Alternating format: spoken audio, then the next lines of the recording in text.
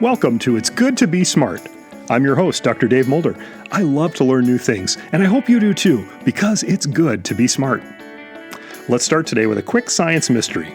Imagine you're looking at a world map. Now, focus on the eastern edge of South America and the western edge of Africa.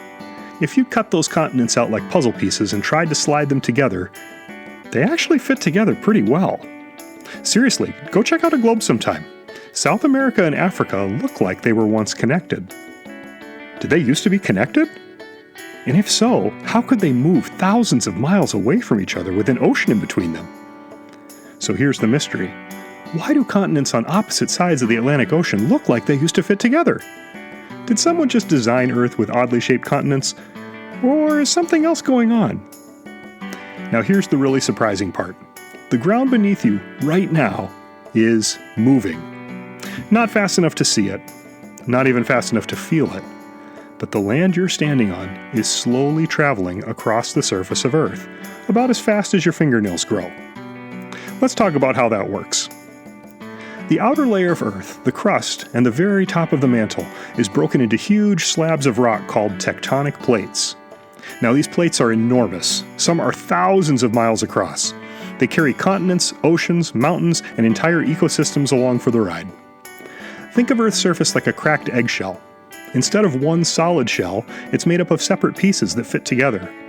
But unlike a cracked eggshell sitting still on your breakfast plate, Earth's plates move. They move very slowly, but they're constantly moving. Scientists call this idea plate tectonics, and it explains a huge number of features we see on Earth today: mountain ranges, earthquakes, volcanoes, even the positions of the continents. Here's how it works. It's all about Earth's structure and heat from the deepest parts of the center of the Earth. Remember what we learned about the structure of the Earth in our last episode? Underneath the plates that make up the crust is a layer of very hot rock in the mantle. Even though the mantle is solid rock, it behaves a bit like a super thick, slow-moving taffy over long periods of time. Heat from deep inside Earth causes this material to slowly circulate in currents, rising in some places and sinking in others. And these slow-moving currents drag the tectonic plates along above them. Another way to picture it? Imagine crackers floating on top of a thick bowl of tomato soup that's slowly swirling. The crackers drift as the soup moves beneath them. Earth's tectonic plates move in a similar way, just much more slowly. How did we figure all this stuff out? Well, it begins back in the early 1900s when a German scientist named Alfred Wegener noticed something interesting about the continents.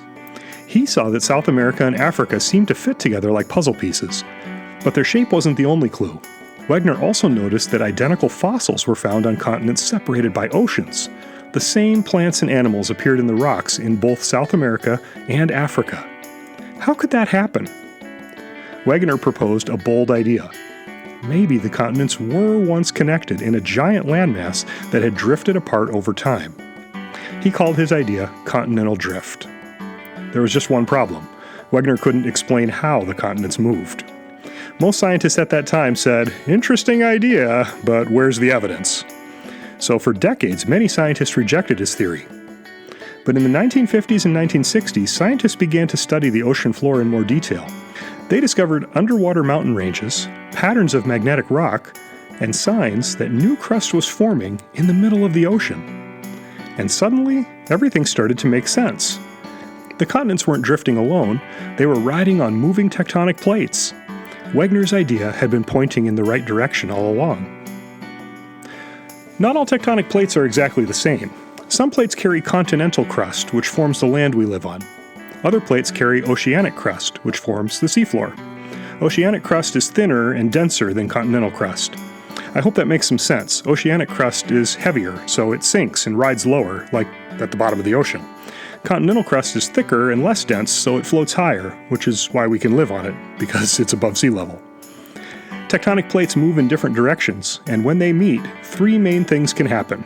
We have different names for the boundaries between plates depending on how they move in relation to each other. At a divergent boundary, plates move away from each other. That is, they diverge. When this happens under the ocean, magma rises up from below and creates new crust. One famous example is the Mid-Atlantic Ridge, a huge underwater mountain chain right up the middle of the Atlantic Ocean, where new ocean floor is constantly forming. The plates move very, very slowly away from each other. It's like Earth is slowly unzipping the crust, and it's making the Atlantic Ocean a little wider year after year.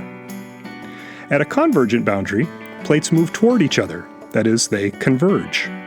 When this happens, one plate may slide underneath the other in a process called subduction. This usually happens when an ocean plate meets up with a continental plate. The oceanic plate dives under the edge of the continental plate. This can create deep ocean trenches and chains of volcanoes. Sometimes two continental plates collide instead. When this happens, neither one sinks very easily, so the crust crumples and pushes upward, forming huge mountains. That's how the Himalayas formed when India crashed into Asia. So if you ever climb a mountain, remember, that mountain may exist because two continents literally ran into each other. Talk about a rocky relationship. Yes, that was your bad geology pun for the day. At a transform boundary, plates slide past each other sideways. Sometimes the plates get stuck as they grind up against each other. Stress builds up, and eventually the plates slip very suddenly and sometimes violently. That sudden release of energy causes earthquakes. A famous example of a transform boundary is the San Andreas Fault in California, which is why California is pretty famous for its earthquakes. We'll dig into earthquakes much more in the next episode. I hope this episode helps you see why plate tectonics is such a useful concept. Once scientists understood plate tectonics, suddenly a lot of Earth's mysteries made more sense. Plate movements explain why continents move, why earthquakes happen in certain places, why volcanoes form along plate boundaries, why mountain ranges appear when continents collide, and why the ocean floor is constantly renewing itself. Plate tectonics is one of the most powerful ideas in geology because it connects so many different observations into one big picture. The ground beneath you may feel solid and unmoving, but Earth's surface is actually made of massive tectonic plates that slowly move, collide, and slide past one another. Over years and years, those slow movements reshape the entire planet, forming mountains, triggering earthquakes, creating volcanoes, and moving continents across the globe. So, the next time someone tells you nothing ever changes, you can tell them Earth is always on the move, just very, very slowly. Thanks for joining me for this episode, and nice work leveling up your brain power today. Remember, smart isn't something you are, it's something we become as we're learning. So keep listening, keep learning, and keep getting smarter every day.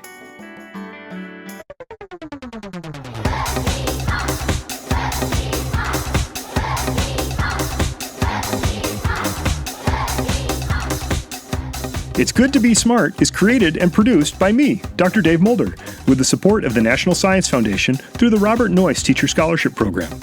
Subscribe to this feed so you'll never miss an episode. And check out our home on the web, goodtobesmart.com. Until next time, keep asking questions, stay curious, and keep learning, because it's good to be smart.